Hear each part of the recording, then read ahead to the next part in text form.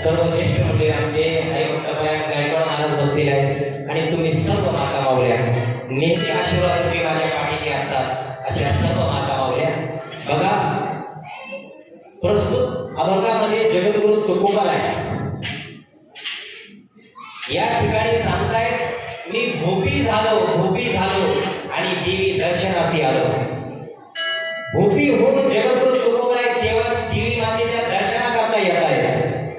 परत दर्शना करता येत आहेत पण केवळ आठवड्याच्या मंगळवारी आणि महिन्याच्या पूर्वाकडे आणि येत आहेत तर कशी येत आहेत गळ्यामध्ये कवड्याच्या माळा घालून येत आहेत आणि स्वतःला मातीचा पुतळा समजतायत. कारण या हिंद लोकांमध्ये आपण आल्यानंतर माणसानं मातीचा पुतळा आणि पाण्याचा बुडबुडा स्वतःला समजावं आणि म्हणून तुकोबाराय म्हणतात अगदी प्रेमामध्ये नाचत गाजत मी या देवीच्या दर्शनाकरता असा सरळ सरळ भावात आहे.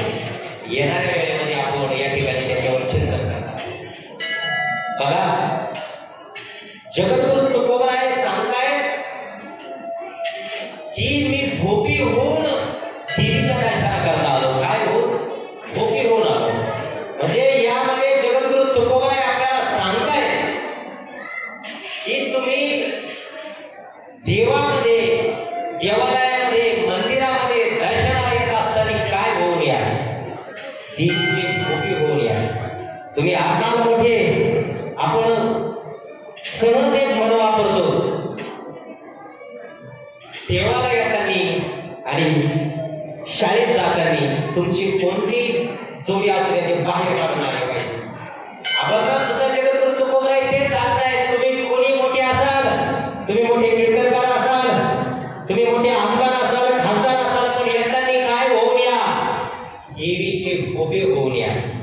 काय होऊन या देवीचे भोपे होऊन या.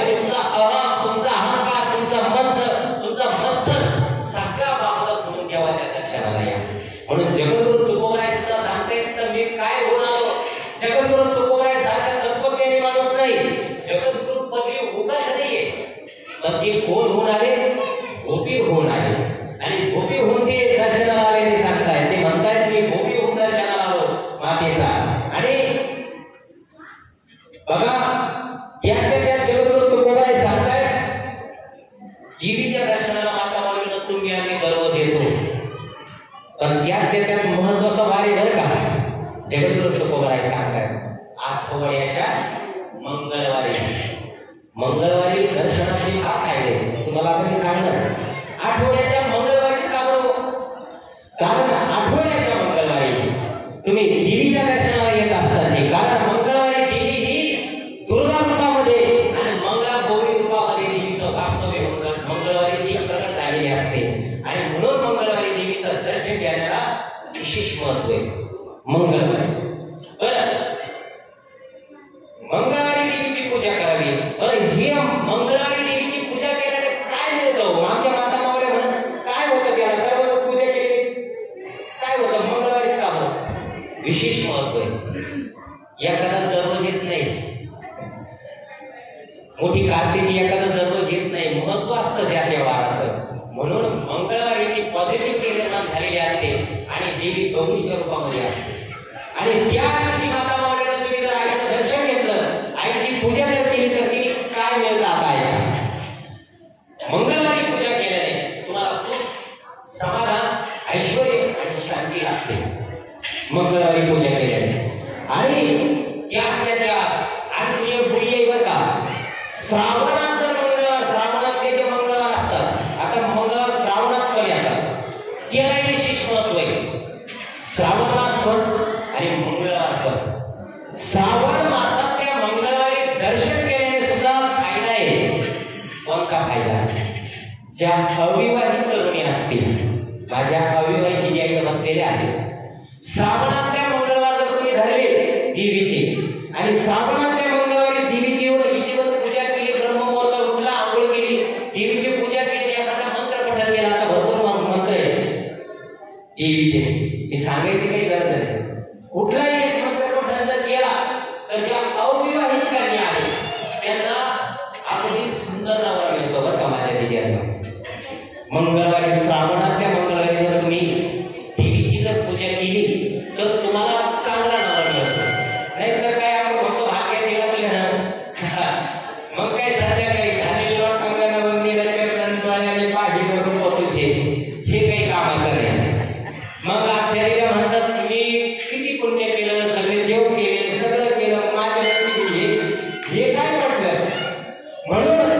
हे येऊ नये म्हणून साध्या भाषेत सांगू का तुम्हाला? अगदी तुम्ही भाषण मारा, तुम्ही काय सांगा आज वगैरे होतं का? प्रखर आणि गाडीवर सुद्धा ते चालला माता मावळे तुम्ही स्कार्फ बांधतात त्याच्याने सूर्यकांतीची आग ओकायची कमी करत नाही आणि पुरुष गॉगल लावतात ते होतं काय येणारे किरण कमी होतात म्हणजे त्याची जी तीव्रता आहे ती तीव्रता कमी होते. मग हे असंच हे कसं आहे असं येणे काय होतं की तुमच्या येणाऱ्या अडचणी भेटल्या जातात. म्हणून माझ्या जे दिव्या असतील त्यांनी जर श्रावणातले मंगळवार केले तर तुम्हाला चांगला नवरा मिळतो. आणि लग्न झालेल्या सुद्धा माझ्या ज्या बहिणी असतील त्यांनी सुद्धा जर हा उपवास जर केला तर तो उपवास तुमच्या पतिराजांकरता चांगला असतो. पतिराजांकरता म्हणजे पतिराजांकडे भांडत असेल तर ते तीव्रता कमी होईल. पतिराजांकरता चांगला असतो. बरं पूजा करण्याच्या सुद्धा विधी दिलेले आहेत बरं का. आता इथं पूर्वर येत असलेले माझ्या सारख्याने काय सांगावं पण सांगून जातो विधी असतात पूजा करण्याच्या सुद्धा. मंगळवारी श्रावणातल्या मंगळवारी ब्रह्ममुहूर्त उठायचे. ब्रह्ममुहूर्त आता आमचं काय 9 वाजते सूर्य उगवतो तरी उठत नाही. घरचे तरी म्हणतात बाई उठ. आजकालच्या सुना पूर्वीच्या लवकर उठायच्या. आजकाल काय थोडंसं अपडेट झालंय तर उठावं आणि देवीच्या आव्हानाकरता मंत्र जप करावा आणि सुंदर असे स्वच्छ वस्त्र नेसावे.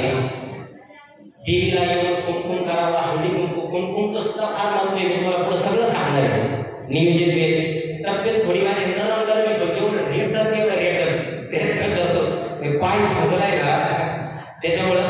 आणि धूप लावायचा देवीला दिवा लावायचा आणि त्या ठिकाणी देवीची पूजा करायची. उपास धरायचा दिवसभर मनोभावे पूजा करायची. हे कोणत्या श्रावणातल्या मंगळवारी. पण त्या श्रावणातल्या मंगळवारी जगद्गुरु तुकोबाराय अजून सांगताय पौर्णिमेचं सुद्धा महत्व. पौर्णिमेला जर तुम्ही देवीची पूजा केली पौर्णिमेला मोठ्या देवस्थानावर देवीच्या जत्रा भरतात. पौर्णिमेला सुद्धा फार महत्व आहे बरं माता मावळ्याला. आणि त्या पौर्णिमेला जर मंगळवार आला तर विचारूच नका. मग तो अति महत्व म्हणजे देवीचा वार मंगळवार पण पौर्णिमा पण. आणि पौर्णिमेच्या दिवशी पूजा केल्याचं काय महत्व आहे तुम्हाला सांगतो. पौर्णिमेच्या दिवशी हा दिवस लक्ष्मी माता दुर्गा माता ह्या ज्या देवी देवता असतात त्यांना प्रसन्न करण्यासाठी आणि त्यांचा आशीर्वाद मिळवण्यासाठी आणि त्या पौर्णिमेचा दिवस पूजा करण्याकरता जे आध्यात्मिक क्षेत्रामध्ये माणसं आहेत माता भगिनीनंतर त्याचं फळ मिळतं. पण जे आध्यात्मिक क्षेत्रात म्हणजे कोणते की जे वारकरी संप्रदायाचं शिक्षण घेत आहे कोणी त्या ठिकाणी इतर आध्यात्मिक शिक्षण घेत आहे कोणी जर नौके असेल वारकरी संप्रदायाचं शिक्षण घेत आहे कोणी भविष्य शिकतंय कोणी काय शिकतंय. तर हे आध्यात्मिक क्षेत्रात किंवा जुने माणसं सुद्धा असू द्या जे आध्यात्मिक क्षेत्रात शिक्षण घेत आहेत त्यांच्याकरता पौर्णिमेचा दिवस म्हणजे पर्वणी आहे. पौर्णिमेच्या दिवशी जर त्यांनी पूजा केली देवीची आणि पौर्णिमेच्या दिवशी जर अभ्यास केला तर तुम्हाला सांगतो तुम्हाला मार्ग ओळख पाहायची गरज नाही. त्यात विद्यार्थी दशेमध्ये असणाऱ्या मुलांनी सुद्धा या दिवशी पूजा करावी त्याचं फळ खूप मिळतं. का तर पौर्णिमेच्या दिवशी चंद्र पूर्ण असतो. पूर्ण चंद्र असतं पूर्ण. आणि पूर्ण चंद्र असल्यामुळं तुमचं जीवन सुद्धा पूर्ण होतं. पूर्ण चंद्र आणि पूर्ण पॉझिटिव्हिटी चंद्राने निर्माण केलेली असते आणि तुम्ही जे पण कार्य त्या दिवशी करता ते पूर्णत्वाला गेल्याशिवाय राहणार नाही. म्हणून पौर्णिमेच्या दिवशी आणि चंद्र शिखरावर पोहोचलेला असतो पौर्णिमेच्या दिवशी. म्हणून पौर्णिमेच्या दिवशी आध्यात्मिक क्षेत्रामध्ये काम करणाऱ्या माणसांनी पूजा करावी. माता मावळ्यांना पूजा करण्याचं वेगळंच फळ त्या ठिकाणी मिळतं आणि सकारात्मकता निर्माण होते प्रत्येक माणसामध्ये. आणि म्हणून हे महत्व सांगितलेलं आहे पौर्णिमेच्या दिवशी. बरं त्या चैत्र पौर्णिमा आणि वैशाख पौर्णिमा या दिवशी सुद्धा विशेष महत्व आहे बरं पूजा करायचं. वैशाख पौर्णिमा आणि चैत्र पौर्णिमेला जर तुम्ही देवीची या ठिकाणी पूजा केली तर विशेष महत्व त्या ठिकाणी आहे. म्हणून आपण त्या ठिकाणी पूजा करावी. पण त्यानंतर जगद्गुरु तुकोबाराय सांगतात की कवड्याच्या माळा धारण करून आम्ही कवड्याच्या माळा धारण करून देवीच्या दर्शनाला येतो. आता अनेक जणांना माता मावळ्यांना प्रश्न पडतो कवड्याच्या माळा आता याच्यावर मी तुम्हाला विस्तृतपणे सांगतो. आता आम्ही पण महाराज कवड्याच्या माळा घालून पळतो. आम्हाला मध्य प्रदेशमध्ये एमपी मध्ये बरेच लोकांनी विचारलं तिकडे हे क्या बात है आप ये पहन के दौड़ रहे हो क्या है. आता त्यांना काय सांगावं शहाण्याला सांगावं. आता त्यांनी प्रश्न केला तर आता मी कवड्याच्या माळा धारण करण्याचं महत्व काय आहे आणि कवड्याच्या माळाचा प्रयोग सुद्धा तुम्ही घरामध्ये केला तर फार महत्व आहे तुम्हाला मी सांगतो. जगद्गुरु तुकोबाराय सांगते की कवड्याच्या माळा धारण कर, कवड्याच्या माळा धारण करून जगदंबेच्या दर्शनाला गेलं पाहिजे. आता इथे एक दंतकथा सांगितली जाते. आता ही दंतकथा काशी खंडामध्ये सुद्धा आलेली आहे. भोले महादेव आणि पार्वती माता त्या ठिकाणी हाती माठामध्ये सारेपाठ खेळत बसले होते आणि सारेपाठ खेळत असताना श्रीमंत नारायण नारायण करीत नारद मुनी तिथे आले आणि नारद मुनी तिथे आल्यानंतर त्यांनी पाहिलं की जगदंबेच्या हातामध्ये कवडी आणि ह्या कवड्या टाकल्यानंतर साक्षात महादेवाला जगदंबा हरवतीये. ती पाहता विशिष्ट वाटलं त्यांना. म्हणून त्यांनी विचारलं जगदंबेला की माते ही एवढी कवडी तुम्हाला ही कवडी एवढी प्रिय का. तुम्ही कायम सतत जवळ बाळगता ही कवडी तुम्हाला एवढी प्रिय का. यावेळेस भोले महादेवांनी काय केलं ती कवडी हातामध्ये घेतली आणि नारद मुनीच्या हातामध्ये घेतली आणि नारद मुनीला सांगितलं आणि जगदंबेने सुद्धा सांगितलं की या कवडीच्या तुम्ही धन घेऊन या. जे कवडीच्या वजन आहे त्याचं धन घेऊन या. काय सांगितलं कवडीचं मोल काय प्रश्न केला मग उत्तर दिलं पाहिजे. मग मातेने सांगितलं जगदंबे आणि शिवशंकरांनी सुद्धा सांगितलं की या कवडीचे मोल तुम्ही त्या ठिकाणी धन घेऊन या. नारद मुनी मिळाले बिना तंबुरा टाकला नारायण नारायण तर पहिले इंद्राच्या नावामध्ये इंद्राच्या नावामध्ये गेल्यानंतर इंद्र देवता चंद्र देवता सगळे बसले होते. तिथं गेल्या सांगितलं इंद्राला की मी ही कवडी आणलेली आहे आणि या कवडीचं मोल मला धन द्या. इंद्र हसायला लागले. आता ती कवडी केवढी चक्का वाटले त्यांना. म्हणजे एखाद्या राजाजवळ जाऊन काही तुमची मदत मागण्यासारखं आहे.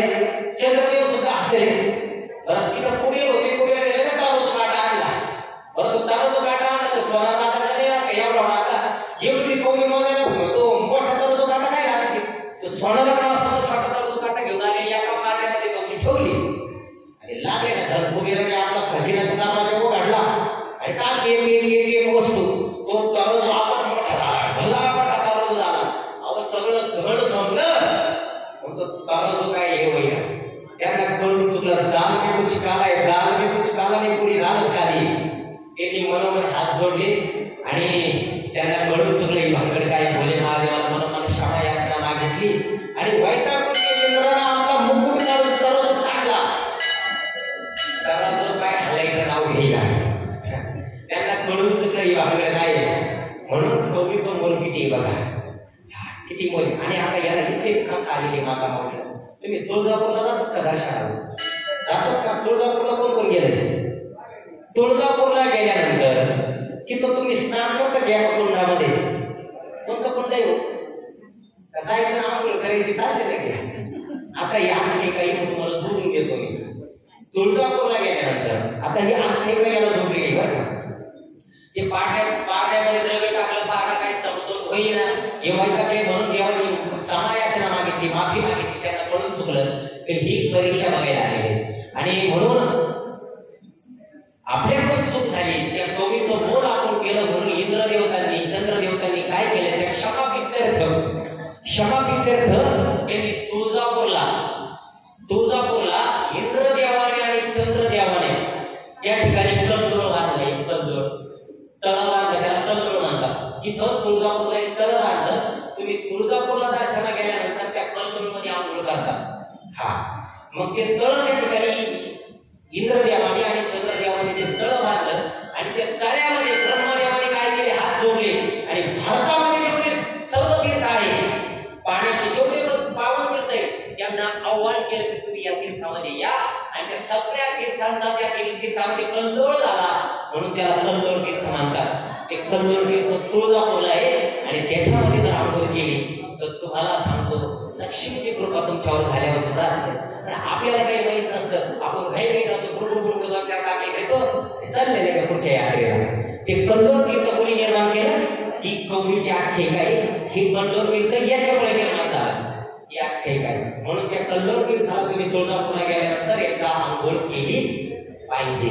आणि बघा आता कवडीचं सुद्धा विशेष महत्व आहे. बघा ती कवडी नाहीये, तर ही कवडी समुद्रातून मिळालेली आहे. म्हणून पूर्वीचे राजे महाराजे रत्नाप्रमाणे धारण करायचे. छत्रपती शिवाजी महाराज सुद्धा धारण करायचे होते. आणि शिवाच्या 18 रत्नापैकी कवडी एक आहे बरं का. कवडीला काय तुम्ही नुसती कवडी आपण म्हणतो काय बरं आपण मार्केटला कांदे गेले आमचे हे कवडी बोल कांदे गेले आपण सहज म्हणतो कवडी बोल कांदे गेले. व्यवहारात आपण म्हणतो कवडी बोलतो की कवडीचं बोल काय कवडी बोल नाहीये. आता तुम्हाला कवडीची खरी गंमत पुढे तुम्हाला सांगतो मी. आमचे कैलास महाराज बसलेले ते सांगत असतात, अनेकांचे प्रश्न सोडवतात, कुंडली बघतात. मी सुद्धा थोडंसं सांगतो आता ते बसलेले मला प्रयत्न त्यांच्या समोर कवडीचा विषय आला तर कवडीचं महत्व काय ऐका. कवडी काही साधी सुधी नाही माता मावल्यानं. कवड्याचे सुद्धा प्रकार आहेत. तांबडी रंगाची कवडी, पांढऱ्या रंगाची कवडी. आपण त्या कवड्या वापरतो काही कवड्याची आवडी सुद्धा प्रयोग करतात. ते आमोशाला टाकेला करून उलटा लिंबू मग त्याच्यात दोनच्या कवड्या वापरतात. त्याची सगळे भानगड तुम्हाला सांगतो. बरं एक 15 रुपये घ्यायचा माता मावल्यानं. ही सगळी माहिती कैलास महाराज सामुद्रिक शास्त्रामध्ये आलेली माझ्या आमची नाही बरं का. बरोबर म्हणजे सेपरेट विषय सामुद्रिक शास्त्र आणि त्या सामुद्रिक शास्त्रावर अध्ययन केले जे प्रकाशांनी याच्यावर भाग्य आपण असे 2 पुस्तकं झाले. मी पण फळा अभ्यास चालू माझा आपला पुढं चुटकीमध्ये राहते. आजकाल तेच झाले थोडं सांगावं लागेल म्हणून फळा अभ्यास करतोय मी तुमच्या आशीर्वादात. तर त्याच्यामध्ये या गोष्टी आलेल्या आहे. मी मला तुम्हाला सांगतो नेपाळला होतं पळायला. आता माझं 4थं प्रवास आहे. दरवेळेस एक सांगितलं ते बसत नाही. हुशार श्रोते वेगळं सांगावं लागत. मला तुम्हाला सांगतो माझा वेळच मिळाला आणि आजच्या चिंतनाला फक्त सकाळपासून जेवढं जमलं तेवढं तुमच्या समोर मांडतोय. उद्या जायचं मग पुढच्या आपलं साताऱ्याला व्याख्यानाला. आता हे जवळ एक लागलं असं मी घ्यायचंय जेवढं होईल तेवढं तुमच्या पुढं मांडण्याचं कारण तुम्ही श्रोते हुशार आहात माता मावल्यानं. आपण मागच्या याच्यात सगळं सांगितलं. आज तुम्हाला या शक्ती कशी निर्माण झाली ते सुद्धा सांगणार आहे. आपल्या जवळ निर्माण व्हावे लक्ष राजाचे नगरी तुम्हाला माहित नाही ते सुद्धा तुम्हाला आज सांगणार आहे. हा तर एक रुपया घ्यायचा बांधा.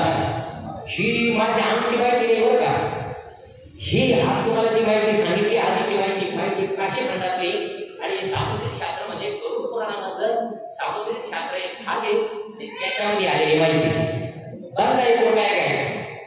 हे करायचे बघा प्रयोग घरी फार प्रभावशाली. 1 रुपया घ्यायचा बांधा आणि 3 तपकिरी रंगाच्या कवड्या घ्यायच्या. तपकिरी रंगाच्या आणि त्या एकत्र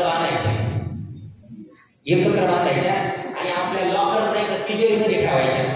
15 रुपया तपकिरी रंगाच्या 3 कवड्या एकत्र बांधायच्या आपल्या तिजोरीमध्ये ठेवायच्या त्या लॉकरमध्ये ठेवायच्या.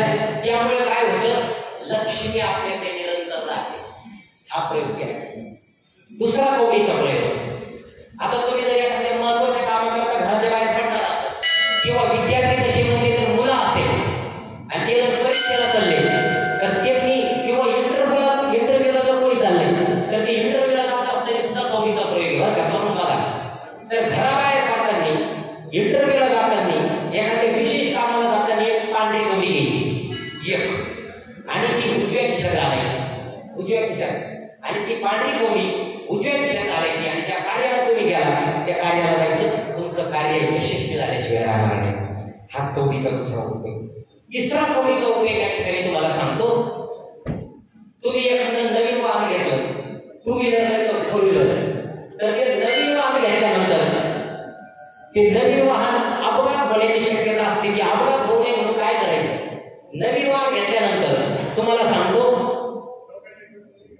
एक कवडी घ्यायची पांढऱ्या रंगाची आणि ती कवडी काळ्या दोऱ्यामध्ये ओवायची आणि काळ्या दोऱ्यामध्ये ओवल्यानंतर दिवे लावणीच्या वेळेला संध्याकाळी दिवे लावणीच्या वेळेला आपल्या गाडीमध्ये बांधायची. गाडीला कधी अपघात होणार नाही. चौथा कवडीचा उपयोग. तुमचा व्यवसाय असेल आता व्यवसाय चालला असतो प्रत्येकाचा पैसे ठेवायचा. दुकानदारांचा उपयोगाचा प्रयोग.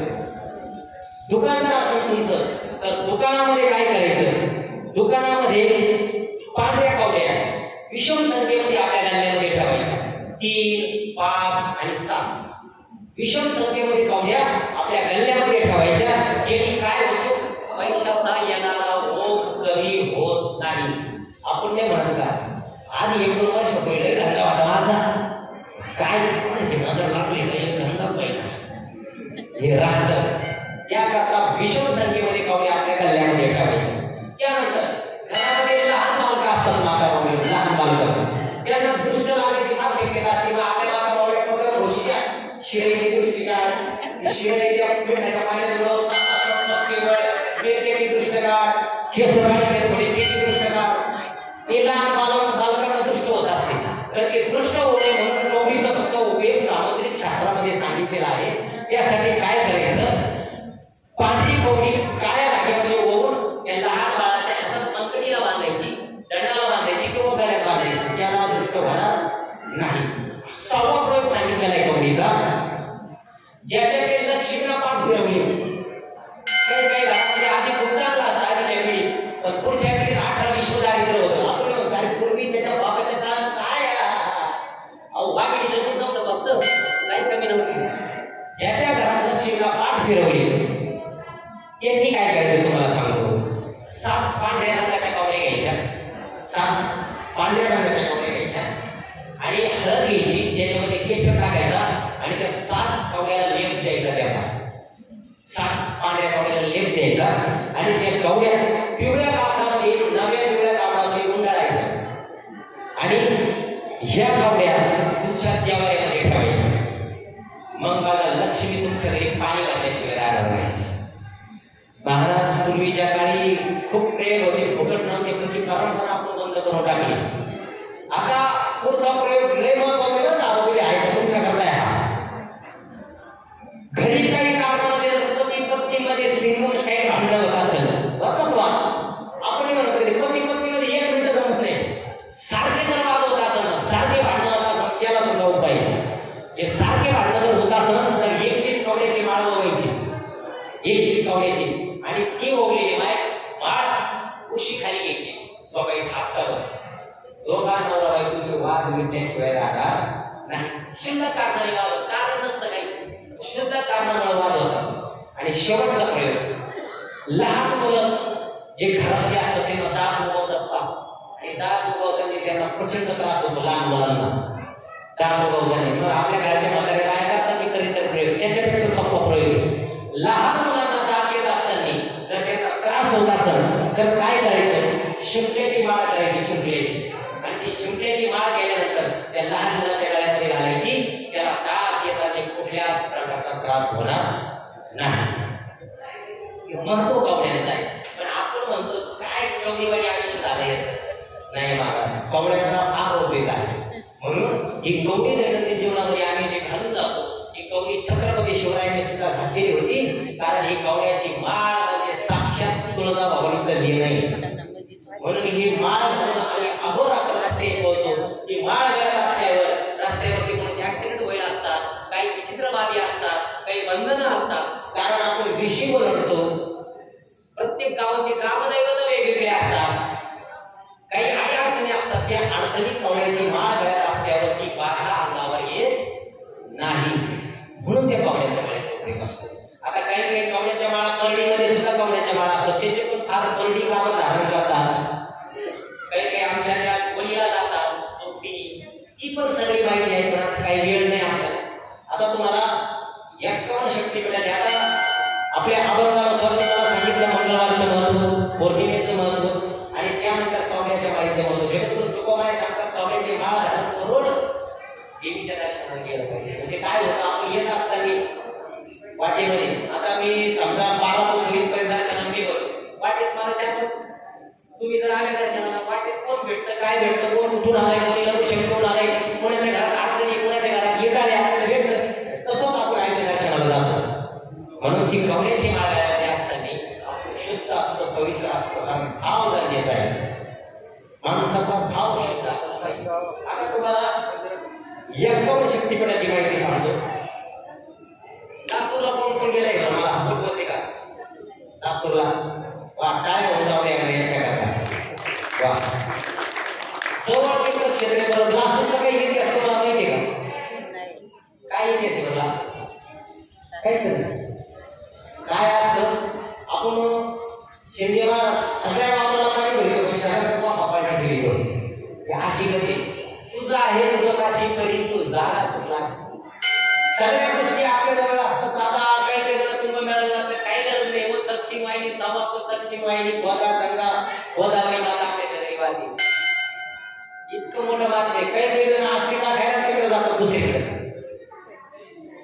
महाराज साक्षात अरे काही झाले हिमालयात झाले काही वड्या झाल्या निर्माण झालंय पण साक्षात आपली गोदावरी माता शंकराच्या चकीमधून खाली आलेली नाप करायचा नाही. ही काय शंकराची पुत्री ही आणि तिच्या काठीतून आम्ही जन्माला आलो. किती भाग्य आहे किती भाग्य.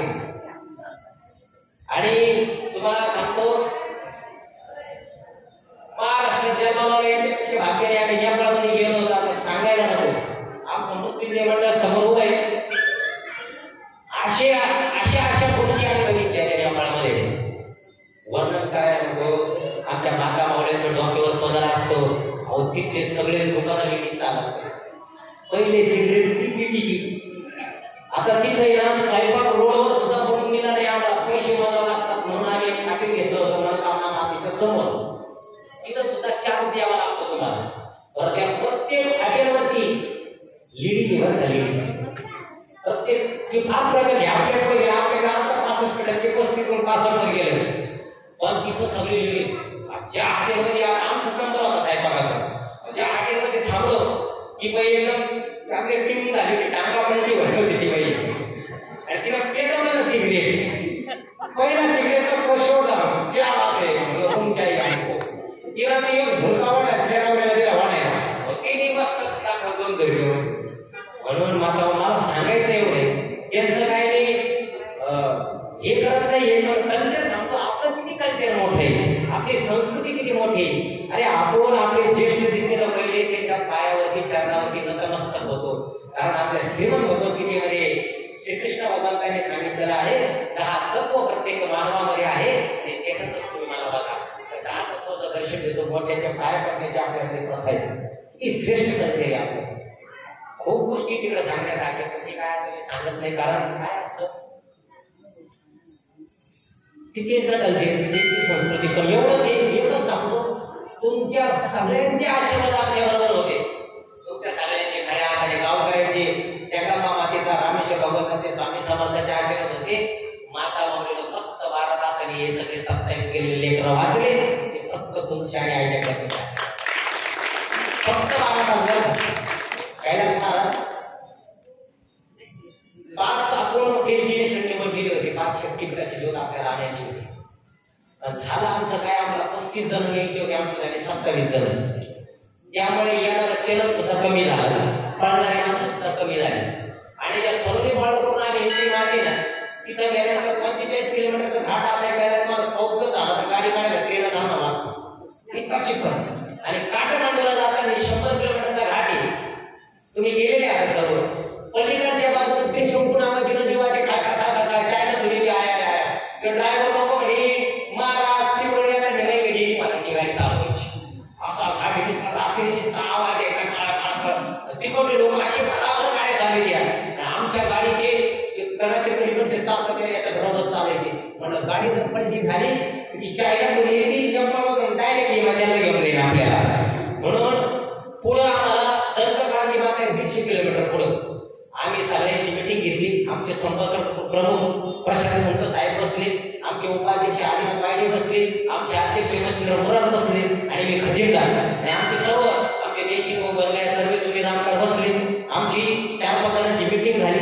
मी खजिनदार होतो त्यांना सांगितलं हे बघा माझ्याकडे एक डिपार्टमेंट कोणतं दिलंय आर्थिक काही आपलं थोडंसं जे आहे ते थोडं कमी आहे. 150 किलोमीटर जर पुढे गेलं तर 150-300 किलोमीटर आपलं वाढत म्हणजे मला ती सद्बुद्धी आयडिया दिली की काय मी त्यांना सांगितलं. आता आमची बाकीची पोरं म्हणे नाही डॉक्टर असं आहे 8,500 भरले सगळे झालेच पाहिजे. म्हणलं रामकृष्ण हरी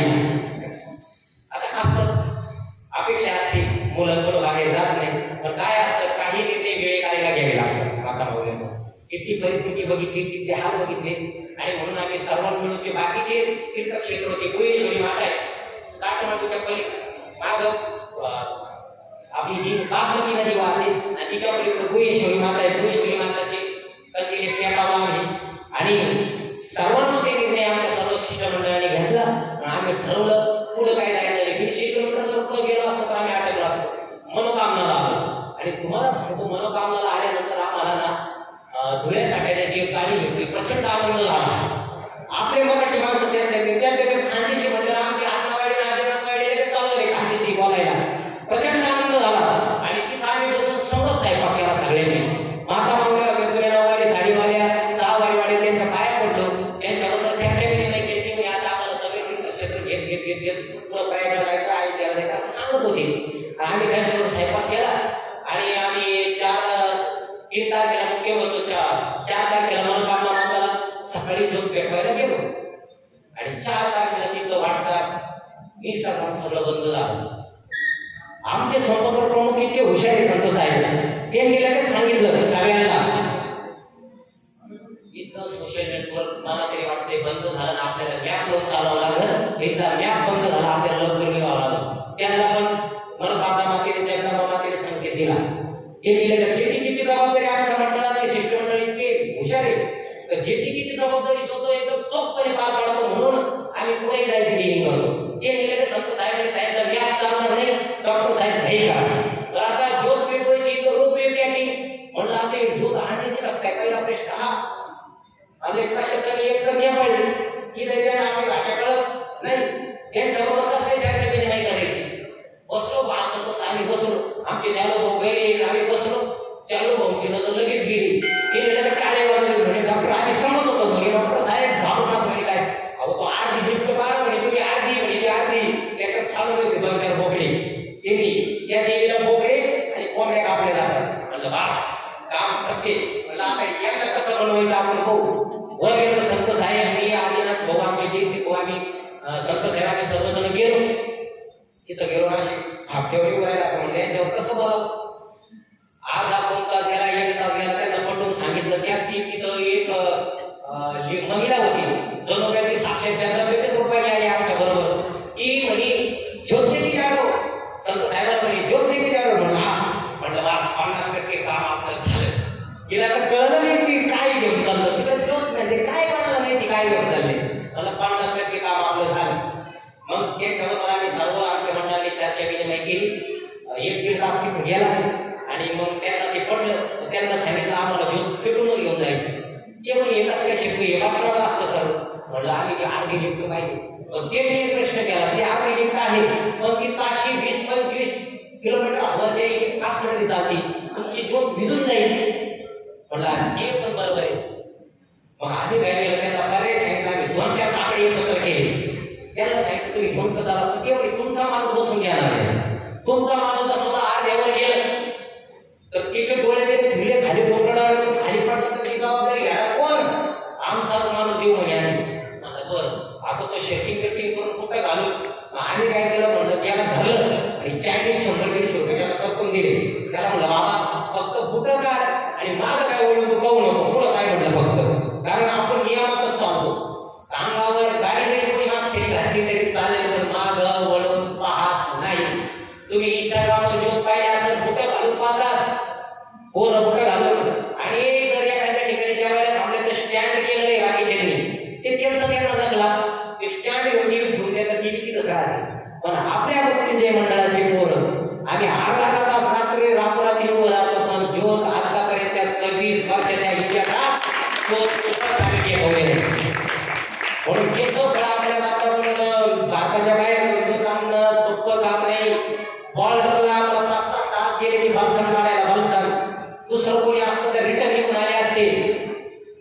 आता तिथं परमिशन तुम्हाला सांगतो ही जी गाडी गेली मारला ते म्हणे याच्यात माणसं चालणार नाही.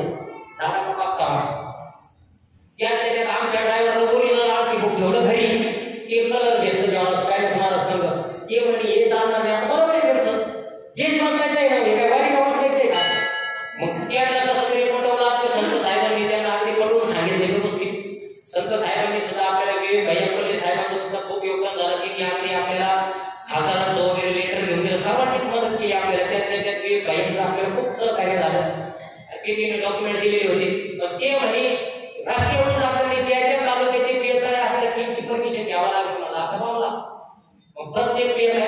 त्याच्या याच्यातला.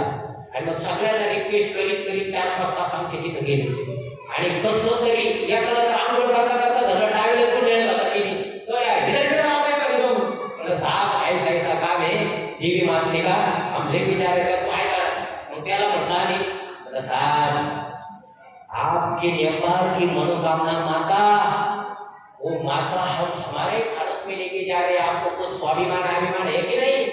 किसी छाती बोली न लगे आपके देश की माता उधर हमारे उधर लेके जा रहे हैं हम, कितनी गौरवशाली बात है आपके लिए.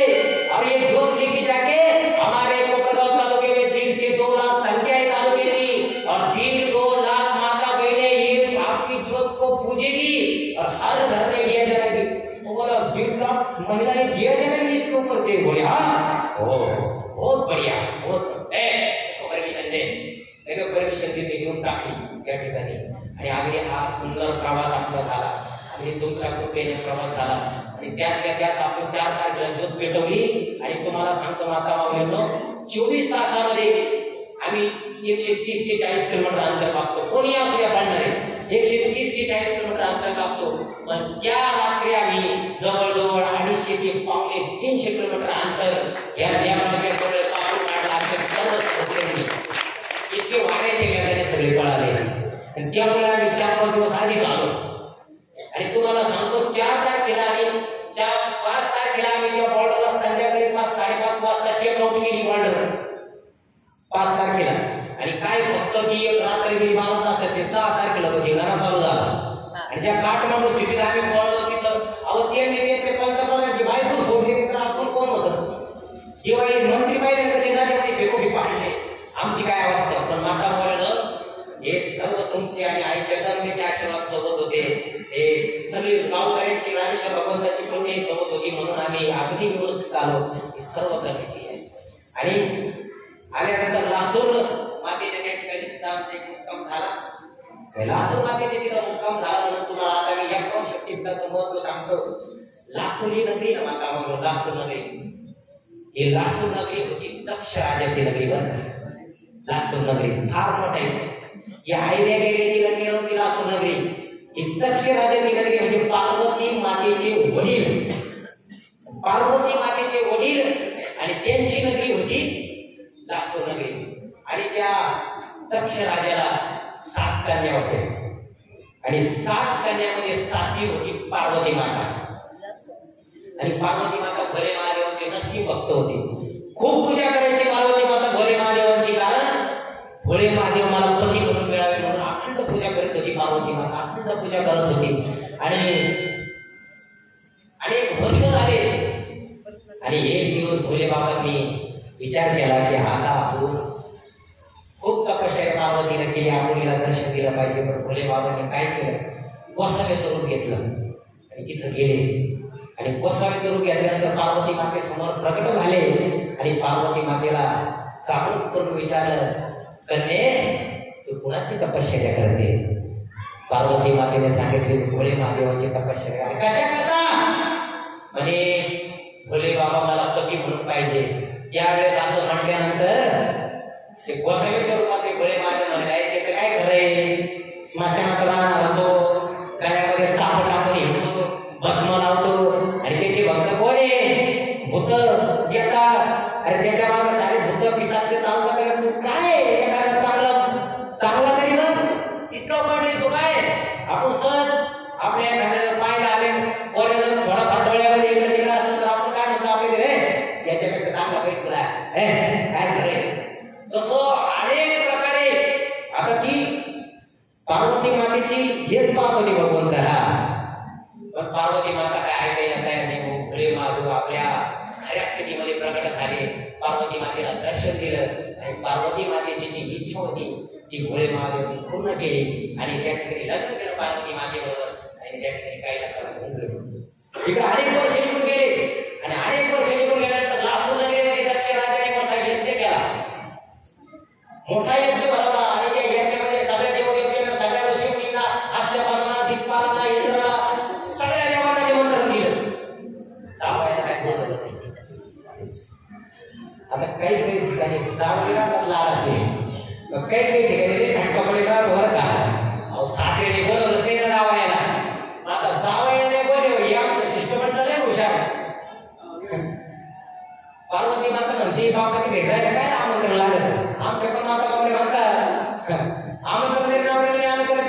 घरून काय लागत आहे बापाच्या घरी काय आपण लागत हे आमच्या हुशार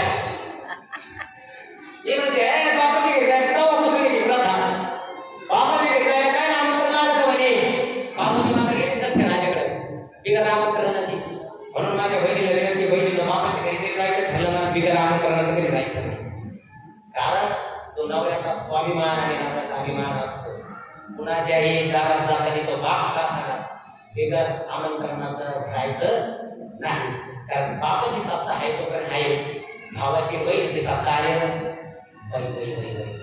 विचारायलाच नको म्हणून पार्वती मातेने बिगर आमंत्रणाची गिरीला सोडला पण तिथं गेल्यानंतर तिनं पाहिलं सगळ्याला मान पान आपल्या नवऱ्याला आमंत्रण दिलं नाही पार्वती मातेचं गेल्यानंतर पार्वती मातेचं तारा साठल्यानंतर बापाबरोबर भांडण झाले आणि त्या भांडणाचं फळ असं झालं की पार्वती मातेने यज्ञामध्ये आहुती दिली त्या चालणाऱ्या यज्ञामध्ये पार्वती मातेने उडी मारून दिली उडी मारली पार्वती मातेने सती गेली आणि ही बातमी भोळे महादेवांना तिला कळाली आणि भोळे महादेवांना कळल्यानंतर भोळे महादेव लासूरला घेऊन तिचे यज्ञ पेटलेलं होतं तिथं आले आणि दक्ष राजाला सासऱ्याला विचारलं माझी बायको बरोबर काय भांडण झाली भांडण झाले आणि भांडणाचा परिणाम तुम्हाला सांगतो काय झाला दोघांमध्ये घरभर युद्ध झालं आणि घरभर युद्ध झाल्यानंतर भोळे महादेव आपली तलवार बसली आणि तुम्हाला सांगतो दक्ष राजाचं जे मुंडकं उडवलं त्या मुंडकं या ठिकाणी त्या लासूर पासून 5-6 किलोमीटर असणाऱ्या या लासूर पासून 5-6 किलोमीटरवर असणाऱ्या शिरेगावी जेवढे शिरेगावी जाऊन गांगापूर रोडला असलेली गावे जेवढे शिरेगाव तिथं जाऊन दक्ष राजाचं मुंडकं तिथं पडलं जेवढे शिरेगावला तुम्ही अजूनही जर गेला तर गंगापूर रोडला ती गावे जेवढे शिरेगाव तिथं जाऊन दक्ष राजाचं मुंडकं पडलं आणि दक्ष राजाची लाश उरलं जे धडे त्याला म्हणतात लाश ती लाश नावावरून लासूर नाव पडलं की लाश पडली लासूर गावामध्ये आजही तुम्ही दर्शनाला जातात ना पाहिलं का धड दक्ष राजाचं कधी मंदिर हे काय आहे बघितलं पाहिजे विचारणा केली पाहिजे हे तुम्ही गेल्यानंतर त्या पायावर असलेला असतं की 2 रुपये मागायला या बाजूला 2-3 मंदिर आहे बघा या बाजूला आणि इथून शिवना नदी वाहते शिवना नदी सुद्धा इतिहास आहे शिवना नाव कशावर पडलं आणि आजही तुम्ही लासूरला गेला तर दाक्षे नाव त्याच्यावरच पडलं जो होम पेटवला होता त्यावेळेस उत्तरकामी तीर्थच्या याच्यामध्ये सती मातेला म्हणजे पार्वती नाव केली तो यज्ञ आजही पेटताय लासूरला आजही पेटलेला यज्ञ तिथे अखंड निरंतर तो यज्ञ पेटलेला असतो ते यज्ञाची राख जर कधी लावली 9 विवाहित दाम्पत्य जर तिथं गेले नवीन लग्न झाले दाम्पत्य आणि तिथं त्या दाक्षिणी मातेचा जर आशीर्वाद घेतला तर तुमच्या वैवाहिक जीवनात कधीच अडचणी येणार नाही अजून एक डोळ्याला लासूर होतं लासूर तुम्ही किती डोळ्याच्या डॉक्टरकडे जा डोळ्यामध्ये जो लासूर झाल्यानंतर आहे ना त्याच देवीच्या दर्शनाला जावं लागतं तेव्हा तो लासूर बरा होतो म्हणून तिला लासूरची देवी म्हणतात दाक्षिणी माता ते साक्षात पार्वती माता जगदंबा तिथं बसलेली म्हणून लासूरला कधीतरी दर्शनाला जा कधी शिवना नदीमध्ये स्नान करा दाक्षिणी माता साक्षात पार्वतीचं आणि पार्वती मातेचा जळालेला देव मृतदेह तो अंगावरती घेतला सती मातेचा आणि भगवान भोले बाबा तांडव नृत्य करायला लागले अख्ख्या विश्वामध्ये तांडव नृत्य करायला लागले आता हे तांडव नृत्य करायला लागल्यानंतर आता या जगाची स्थिती अशी उत्पन्न झाली जग संपण्याच्या मार्गावर आलं मग त्या ठिकाणी भगवान विष्णूने काय केलं आपलं सुदर्शन चक्र हातामध्ये घेतलं आणि तो सती मातेचा देह जळका देव तो भगवान भोले बाबा घेऊन नाचत होते त्यांना रागात तांडव नृत्य करायला लागले मग त्या देहाचे त्या ठिकाणी सुदर्शन चक्र चालवण्यात आलं त्या देहाचे 52 तुकडे त्या ठिकाणी झाले आणि ते 52 तुकडे आपल्या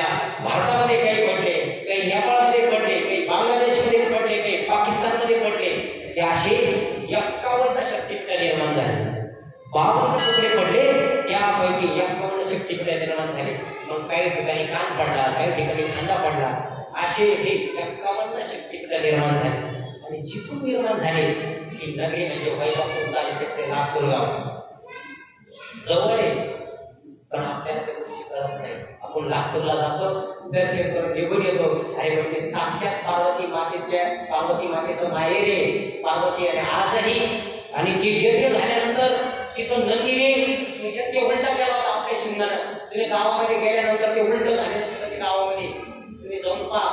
एक घर आणि ती जागा सगळ्या शेवटी आज एवढी राहिली घर आज हवं आहे. नंदीनं आपल्या शिंगाने वर केलं होतं आज ते धड अक्षराने धड ते खपट गेलाय आणि तेवढे शिरेगावला शिरपट गेलाय. आजही तुम्हाला ते तेवढे शिरेगाव वैजापूर तालुक्यामध्ये गाणगापूर रोडला आहे. अशी ही आख्यायिका संपूर्ण आहे. म्हणून नवरात्र उत्सवामध्ये आपण मातीचा सादर करीत असतो आणि नवरात्र उत्सवामध्ये अजून एक माझं पुरुषांना सांगणं नवरात्रामध्ये ही आपली घरची लक्ष्मी आहे. त्या सर्व आपल्या घरच्या लक्ष्मी आपण पुसतो नवचंडिकेला हे नवरात्रीच्या 9 नैवेद्य सुद्धा मागचे महत्व सांगितलं होतं. मला सांगणार नाही पण ह्या आपल्या 9 दुर्गा आहेत यांना जीव लावला. या काही मातेच्या रूपात आहे, काही बहिणीच्या रूपात आहे, काही सुनाच्या रूपात आहे, काही लेकीच्या रूपात आहे, काही आई साहेबांच्या रूपामध्ये आहे. त्या जपल्या पाहिजे. कारण ती तुम्हाला सांगतो बापाच्या घरी असताना बापाचं घर बापाचं नाव मोठं करते आणि इकडं आल्यानंतर पती आल्यानंतर सुद्धा नाव मोठं करते. अरे ज्याची पत्नी गेली ना त्याला बिचारा काय हाल. नवऱ्याच्या आधी पत्नी जाऊ नाही याची हाल तुम्हाला सांगतो. देवळात शिवून बसावं लागत. सुरबाई म्हणजे आमचे साखळी खायला लागत. आमची मी आज जेवली नाही. तुझ्या यांनी रोडवर लक्षात भजे टाकू हाणले आणि इकडं मामजीला तिकडं भाकरीचे आपण मारायचं नाही. म्हणून नवरात्र उत्सवात आपण एकच घ्यायचंय. आपल्या घरात सर्व देवीचे अवतार मोठे आहे त्यांचं आपण पूजन केलं पाहिजे. त्यांना आपण जपलं पाहिजे. आणि नवरात्र उत्सवामध्ये तुम्हाला सांगतो मंगळवारी पौर्णिमेला आपण दर्शनाला आला पाहिजे आणि बंधू भावाने प्रेमाने आपण सगळ्यांनी राहिलं पाहिजे. कारण तुम्हाला सांगतो हे गाव हे असे नामस्मरणाचे यज्ञ चालतात ना. म्हणून गावाचं गाव पण टिकून असतं. आपलं सामर्थ्य टिकून असतं. गावाचं सामर्थ्य टिकून असतं. तुम्हाला सांगू का आता पावसाने सुद्धा ठरवलंय विशिष्ट जागेवरती पडायचं. गुरुवारी पाऊस सुद्धा पुढे पडत नाही. त्या गावात सगळे जातात त्या गावात नाव आपणही म्हणतो का अरे काय भांगडी वर्धनच्या वरती पाऊस पडतो साखरवाडीला आपल्या गावात पाऊस पडते. हल्ली जरा पडायला लागला. कारण हे असे आपले नामस्मरण येते चालतात. गावात शनीचा सप्ताह चालतो, गावात साई भक्ताचा सप्ताह चालतो, रामेश्वराचा सप्ताह चालतो, जैतामानाचा सप्ताह चालतो, आपल्या स्वामी समर्थीचा नवचंडी यज्ञ चालतो. हे असे यज्ञ चालतात. म्हणून या गावात पॉझिटिव्हिटी निर्माण होते. जसं एखादं आपल्याला कामे करायचे आणि त्या वावराला जर चांगलं खतपाणी घातलं तरच ते चांगलं पीक उगवत नाही. एखाद्या वावराला काही जर दिलं नाही तर ते वावरात पीक येत नाही. तसंच असतं. ही भूमी जर तुम्ही पवित्र केली, ही भूमी जर पवित्र राहिली तर या भूमीमधून माता मुलीच्या कुशीतून जन्माला हे लेकरं सुद्धा तुमचं नाव घेतल्याशिवाय राहणार नाही. हे लेकरं सुद्धा वाम मार्गाला जाणार नाही. या कुशीत येणारं पीक आणि अन्नधान्य आपण खाल्ल्यानंतर धान्यामध्ये रक्त सुद्धा चांगलं रक्त या धान्यामध्ये सळसळ जेणेकरून आपले पूर्ण वाम मार्गाला जाणार नाही. आणि या गावात ती पॉझिटिव्हिटी निर्माण होईल. त्या गावात पाऊस वेळेवर पडेल. या गावात समाधानाने राहतील. म्हणून एकोपा ठेवा. सर्वांशी प्रेमाने वागा. झालेली सेवा आमच्या आई जगदंबा मातेच्या आई जगदंबा मातेने जे मला त्यांनी संस्कृती दिली एक बोलण्याचा प्रयत्न केला. जे काही बरोबर असेल ते मला भगवंताने संस्कृती दिली होती. जे चुकीचं असेल तुमचं प्रियपुरे बाजारात घेशाच्या मात्र शंका नाही. झालेली सेवा या ठिकाणी पूर्ण विराम देतो. रामकृष्ण हरी. आंबे मातेचे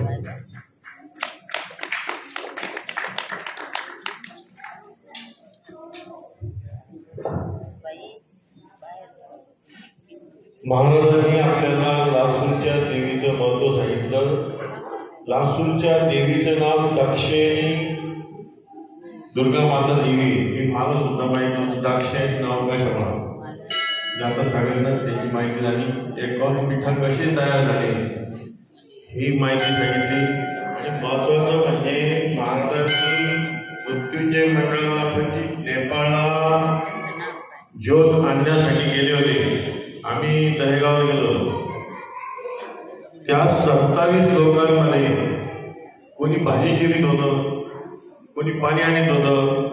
ह्या उलट ह्या सवयी त्या ज्योतीच्या माध्यमातून प्रत्येक पुरुषांना सुद्धा लागलेले आहे. याचा खरा अभिमान महिलांना सुद्धा पर्यंत आम्हालाच आहे. कारण पुरुषांना पाणी घेण्याची सुद्धा सवय नाही. तर हे 27 लोक जे होते महिनाभर हाताने स्वयंपाक करीत होते, वेगवेगळ्या प्रकारच्या भाज्या करीत होते. त्यांच्याकडून मीठ जास्त झालं असेल नसेल तो त्यांचा भाग आहे, पण स्वतः करण्यामध्ये जे आनंद आहे तो दुसरा आनंद कुठंच नाही. असं महाराजांनी गेले बरेच वर्ष, किती वर्ष, 26 वर्ष ह्या ज्योतीचा कार्यक्रम चाललेला आहे. म्हणजे आपल्या गावात गेले 26 वर्षापासून मृत्युंजय मंडळ आहे, सप्तशक्ती, बाकी सगळेच मंडळ आहे. ज्योती आणतात म्हणजे बाहेरचा तेजो आपल्या देवीला तेजोमय करत आहे. आणि अशा व्यक्तीने 26 वर्षापासून ह्या ज्योतीची चालवलेली आहे आणि सेवा सुद्धा ह्या